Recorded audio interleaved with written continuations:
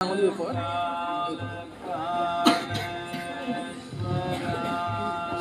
যিমানখিনি ইয়াত টুইষ্ট হ'ব বডি তাৰ ওপৰত মাৰ্কিং হ'ব ঠিক আছে ৰিলেক্স নেক্সট আসন হৈছে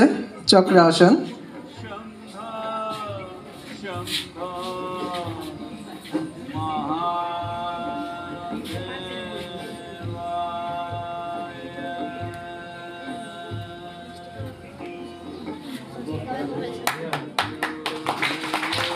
ইয়াত যিমানখিনি বডি ওপৰলৈ টানিব পৰা যায় সম্পূৰ্ণ এটা চক্ৰৰ আকাৰ ল'ব লাগিব আৰু আঁঠু যিমানখিনি পাৰি তাত আৰু ইয়াৰ পৰা ষ্ট্ৰেইট হ'ব পাৰে নিজৰ পচিবিলিটি অনুযায়ী কৰিবা আৰু ভৰিৰ পতা সম্পূৰ্ণ চিধা থাকিব এই ধৰণে ৰিলেক্স নেক্সট আসনটো হৈছে উষ্ট্ৰাসন